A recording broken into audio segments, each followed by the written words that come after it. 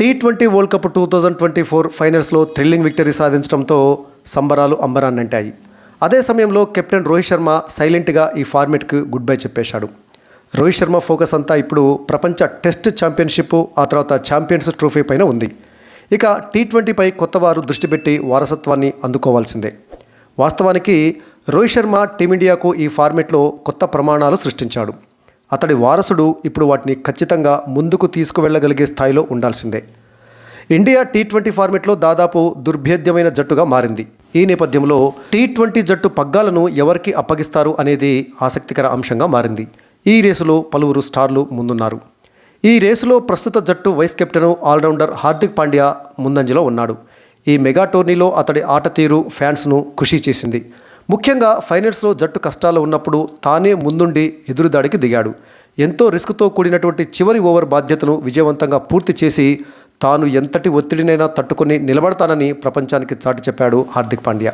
ఈ T20 ఫార్మేట్లోనే 2022 IPL టైటిల్ను గుజరాత్ టైటాన్స్కు సాధించినటువంటి అనుభవం కూడా పాండ్యాకు ఉంది. ప్రస్తుతం ముంబై ఇండియన్స్కు నాయకత్వం వహిస్తున్నాడు. వాస్తవానికి 2022 టీ20 కప్లో భారత్ ఓడిపోయిన తర్వాత న్యూజిలాండ్ తోటి 3 మ్యాచ్ల సిరీస్ జరిగింది. దానికి పాండ్యానే నాయకత్వం వహించి గెలిపించాడు. ఆ తర్వాత శ్రీలంక పైన 3-0 తేడాతోటి, స్వదేశంలో కివీస్పై 2-1 తేడాతోటి సిరీస్లలో విజయాన్ని సాధించి పెట్టాడు. గతేడాది చివరిసారిగా వెస్టిండీస్తో జరిగినటువంటి ద్వైపాక్షిక టోర్నీలో 3-2 తేడాతోటి ఓడిపోయాడు హార్దిక్ పాండ్యా. ఇక జట్టుకు హార్దిక్ పాండ్యా స్థాయి సీమ్ బౌలింగ్ ఆల్రౌండర్ ఇప్పటివరకు లభించలేదు. దీంతో అతడి పాత్ర కీలకంగా మారింది. బ్యాటింగు బౌలింగ్పై పట్టు ఉండటం అతడికి కలిసి వచ్చే అంశం. కాకపోతే తరచూ గాయాల పాలవుతాడనేది అతని మీద ఉన్నటువంటి అపవాదు. కొన్ని సీజన్లలో తన కోటా ఓవర్లు కూడా పూర్తి చేయలేని పరిస్థితిని ఎదుర్కొంటున్నాడు హార్దిక్ పాండ్యా. దీంతోపాటు వన్డేల్లో కూడా అతడు ఆల్రౌండర్ పాత్రను పోషించాల్సి ఉంటుంది. ఇక హార్దిక్ పాండ్యా తర్వాత టీ20 పగ్గాలను చేపట్టడానికి ముందున్నటువంటి మరొక ప్లేయరు మిస్టర్ 360 సూర్యకుమార్ యాదవ్. సూర్యకుమార్ యాదవ్ కూడా నాయకత్వ రేసులో ఉన్నాడు. పొట్టి ఫార్మెట్లో తిరుగులేనటువంటి ఆటగాడు సూర్యకుమార్ యాదవ్. తాను 5 ఓవర్లు క్రీజులో ఉంటే చాలు, ఏ జట్టు నుంచైనా విజయాన్ని లాగేసుకోగలడు. ఇటీవల కాలంలో భారత బ్యాటింగ్లో దూకుడు పెరిగిందంటే అది సూర్య ప్రభావమే. ఇటీవల ఆస్ట్రేలియా జట్టు భారత్లో పర్యటించిన వేళ టీమిండియాకు నాయకత్వం వహించాడు సూర్య. మొత్తం 7 మ్యాచ్లకు నాయకత్వం వహించి 5 గెలిపించాడు. తన చివరి మ్యాచ్ కెప్టెన్సీలో దక్షిణాఫ్రికాపై 56 బంతుల్లో శతకం చేశాడు. అదే మ్యాచ్ను 106 పరుగుల తేడాతోటి విజయం సాధించాడు. ఇక కెప్టెన్ రేస్లో వినిపిస్తున్నటువంటి మరో పేరు బుమ్రా. ఈ బౌలింగ్ మిషన్ ప్రపంచ కప్లో బ్యాటర్లను వణికించాడు. 3 ఫార్మేట్లలో ఇతడు ఆడుతున్నాడు. బ్యాటర్ల బలహీనతలను గమనించి దానికి తగ్గట్లుగా బౌలింగ్ చేయడంలో సిద్ధహస్తుడు బుమ్రా. ఇతడికి నాయకత్వ అనుభవం చాలా తక్కువ. గతంలో వైస్ కెప్టెన్గా బాధ్యతలు నిర్వర్తించాడు. మంచి వ్యూహ చిత్రత, గేమ్ అవేర్నెస్ అతడికి ఎక్కువ. గాయం నుంచి కోలుకుని వచ్చాక భారత జట్టు ఐర్లాండ్ పర్యటనకు నాయకత్వం వహించి గెలిపించాడు.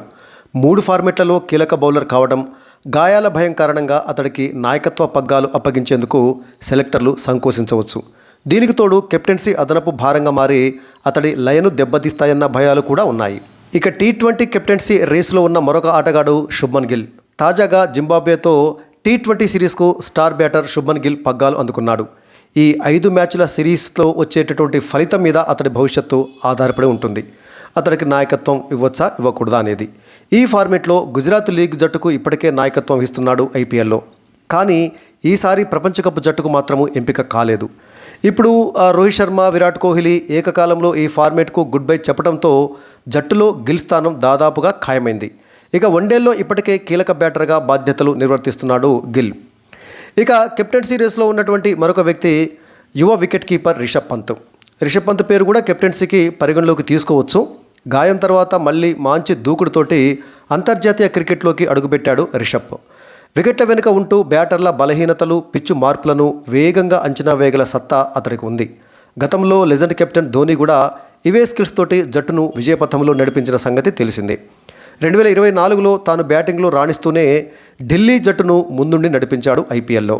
2022లో స్వదేశంలో దక్షిణాఫ్రికాతో జరిగినటువంటి 5 మ్యాచ్ల సిరీస్ను టీమిండియా 2-2 తోటి డ్రా చేసుకుంది. జట్టులో వికెట్ కీపర్ రోల్కు విపరీతమైనటువంటి పోటీ ఉండటము పంత్కు నెగిటివ్ పాయింట్.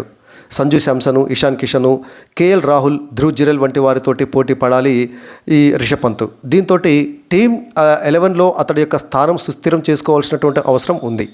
సో వీరిలో చాలామందికి ఇప్పటికిప్పుడు నాయకత్వ బాధ్యతలు అప్పగించకపోయినప్పటికీ భవిష్యత్తు కోసము సిద్ధం చేయవచ్చు. ఇక కొత్త కెప్టెన్కు డిప్యూటీ పోస్టు కూడా భర్తీ చేయాల్సి వస్తుంది. కాబట్టి వీరిలో ఎవరికో ఒకరికి అవకాశం రావచ్చు. మరి మీ దృష్టిలో T20 కెప్టెన్గా ఎవరు ఉంటే బాగుంటుందో కామెంట్ సెక్షన్లో కామెంట్ చేయండి.